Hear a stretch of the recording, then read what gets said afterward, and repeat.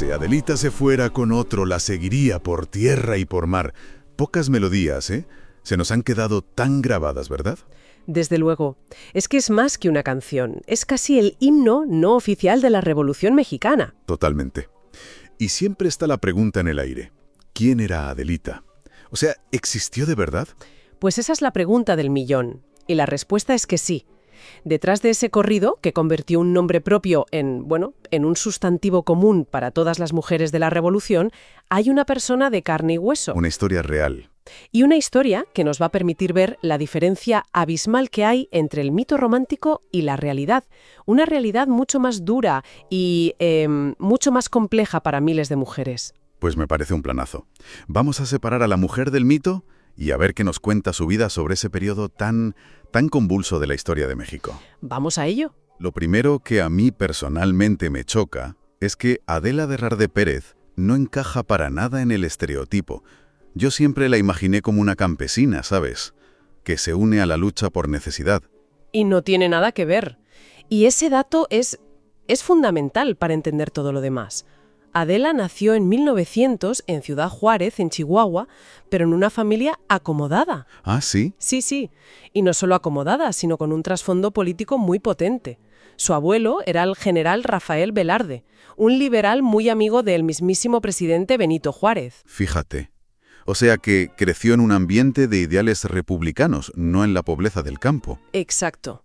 Por eso, cuando tendría 13 o 14 años, decide irse de casa para unirse a la revolución. En contra de lo que querían sus padres, además. Eso es, en contra de su voluntad. No lo hace por impulso o por desesperación, lo hace movida por un fervor humanitario al ver la cantidad de heridos que llegaban y la falta de atención médica. Y aquí la historia se pone muy interesante, porque no se une a la bola sin más, a seguir a un hombre. Se integra en la Cruz Blanca Constitucionalista. Exacto, una organización de enfermería fundada por una mujer fascinante, Leonor Villegas de Magnón, que era activista y periodista feminista. O sea que esto representa ya una profesionalización del cuidado, ¿no? Totalmente. Adela y sus compañeras no se dedicaban solo a las tareas domésticas, recibieron formación, trabajaban en la vanguardia, en quirófanos improvisados, en vagones de tren. Los hospitales de sangre, que llamaban. Eso es. Y Adela se especializó en lo más duro, cuidar a los heridos más graves, a los moribundos. Estaba en los frentes más peligrosos de la División del Norte. Y claro, en ese entorno de caos y de batalla surge el amor. Ahí conoce al sargento Antonio Gil del Río Armenta. Un soldado villista. Los testimonios dicen que era alto, delgado, de ojos azules, y que quedó, cautivado por la valentía y la belleza de Adela. Y le compone el corrido La Adelita. El origen de todo. Pero hay una estrofa original que es muy reveladora, ¿verdad? Sí, una que casi siempre se pierde en las versiones modernas, y que es clave. Dice que hasta el mismo coronel la respetaba. Vaya. O sea, la canción no solo hablaba de su belleza, destacaba algo rarísimo en ese entorno tan machista, el respeto profesional de los altos mandos. No era solo una declaración de amor, era de admiración. De una admiración profundísima por su trabajo, ella era una profesional a la que respetaban. Pero el romance, como no podía ser de otra forma en ese contexto, tiene un final trágico. Muy trágico. Marzo de 1914, en la batalla de Gómez Palacio. Una auténtica carnicería. Antonio es herido de muerte mientras intentaba llevar agua a un superior. Y muere en los brazos de ella. Muere en sus brazos. Y en sus últimos momentos le entrega un papel con la letra de la canción. ¡Qué momento! Ese instante es el que lo cambia todo. Es el catalizador del mito. Adela, totalmente desolada, comparte la canción con los músicos de la brigada. Y la canción explota. Inmediatamente. Se populariza a una velocidad increíble entre la tropa, sobre todo en la División del Norte de Pancho Villa. Se convierte en un himno de guerra, de amor y de pérdida. Y es aquí donde el mito se come a la persona, ¿no? Adelita deja de ser Adela Velarde Pérez y pasa a ser el nombre de todas las mujeres de la Revolución. Exacto. Se convierte en un término genérico que borra las enormes diferencias que había entre sus roles. Pues vamos a aclarar esas diferencias, porque son cruciales. Había por lo menos 3 grandes grupos de mujeres, ¿no? Sí, y es fundamental distinguirlos. Primero estaban las soldaderas. Que eran la espina dorsal logística, vamos. Su nombre viene de la soldada, de la paga, que ellas administraban para comprar comida, cocinar, lavar. Sin ellas, los ejércitos simplemente no habrían podido subsistir. Eran la intendencia. Luego estaban las soldadas. Estas sí, las combatientes. Mujeres que tomaron las armas y lucharon. Y muchas, como Petra Herrera o Valentina Ramírez, tuvieron que disfrazarse de hombres para poder ascender y ser respetadas. El caso de Valentina es increíble. Se hizo llamar Juan Ramírez. Llegó a teniente, y la expulsaron cuando descubrieron que era una mujer. Y el de Petra Herrera es aún más tremendo. Lideró su propio batallón de mujeres, fue clave en la toma de Torreón.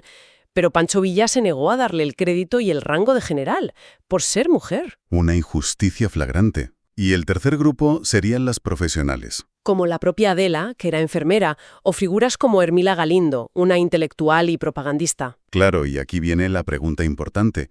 Si comparamos los destinos de estas mujeres, vemos un patrón. Adela, que encajaba en un rol de cuidado más tradicional, acabó recibiendo reconocimiento. Aunque tardísimo, ¿sí? Pero las combatientes, como Valentina Ramírez, murieron en la miseria. O como Petra Herrera, que fue asesinada después de la guerra. Huina quería recordar y cuál prefería olvidar. Y eligió a la Adelita romántica. Un modelo mucho menos subversivo. Muchísimo menos. Era más fácil de integrar en el relato nacional que una mujer generala que desafiaba a la autoridad. Se eligió el mito conveniente. Mientras tanto, la Adela real Caía en el olvido. en el más absoluto. Tras la guerra se mudó a Ciudad de México y trabajó durante años de mecanógrafa en el servicio postal. Una vida anónima, gris. Totalmente. Y además, desencantada. Hay una frase suya que es brutal. Dice, han hecho de la revolución algo horrible. ¿Qué frase? Te habla del trauma que el mito borró por completo, ¿no? Me la imagino viendo las películas del cine de oro de los años 40 y 50. Claro. Esas películas que consolidaron una versión domesticada y romántica. Mujeres con trenzas perfectas, canalicas cruzadas, pero siempre subordinadas a una trama de amor, ignorando por completo la dureza real, el hambre, la violencia sexual, la falta de higiene. Se convirtió en un arquetipo folclórico, vacío de contenido, mientras la mujer real vivía una vida modesta, sintiendo que todo aquello había sido, en fin, banalizado. El reconocimiento oficial le llegó tardísimo. Tardísimo. En 1941 la nombran veterana de la Revolución. Y en el 62, ya con más de 60 años, ingresa en la Legión de Honor Mexicana, y eso ya le garantiza una pensión. Y entonces su vida da un último giro inesperado. Sí, de película. En 1965 se reencuentra con el coronel Alfredo Villegas. Que había sido su superior y la había admirado durante la guerra. Exacto.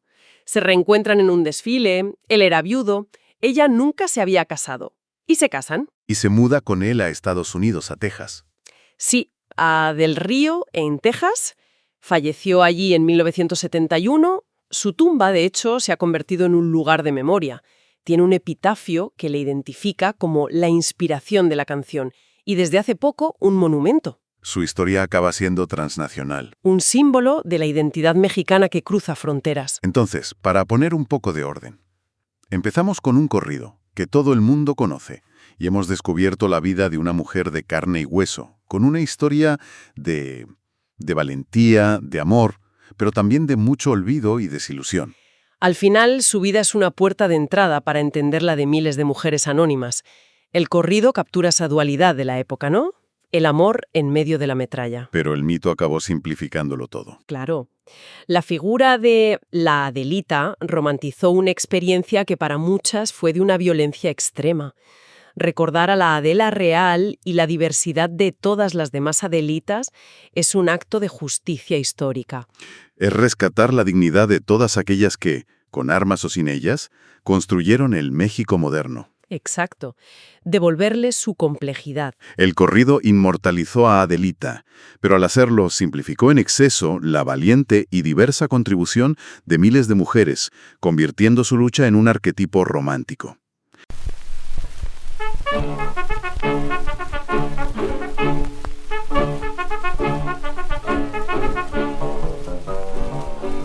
En lo alto de la bruta serranía Acampado se encontraba un regimiento y una moza que valiente lo seguía, locamente enamorada de un sargento.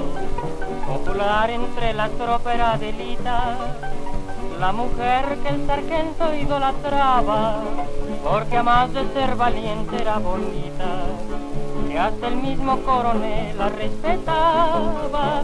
Y se oía que decía aquel que tanto la quería, que si Adelita se fuera con otro, la seguiría por tierra y por mar en un buque de guerra, y por tierra en un tren militar. Una noche en que la escolta regresaba, conduciendo entre sus filas al sargento, por la voz de una mujer que sollozaba, la plegaria se escuchó en el campamento. Al oírla el sargento temeroso de perder para siempre a su adorada, ocultando su emoción bajo el embozo, a su amada le cantó de esta manera. Y se oía que decía aquel que tanto la quería, que si Adelita se fuera con otro, la seguiría por tierra y por mar en un buque de guerra, y por tierra en un tren militar.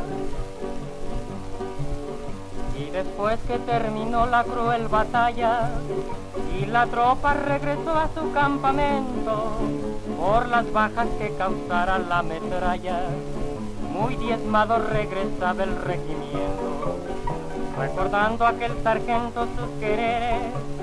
Los soldados que volvían de la guerra, ofreciéndole su amor a las mujeres, entonaban ese himno de la guerra. Y se oía que decía aquel que tanto la quería, y si acaso yo muero en campaña,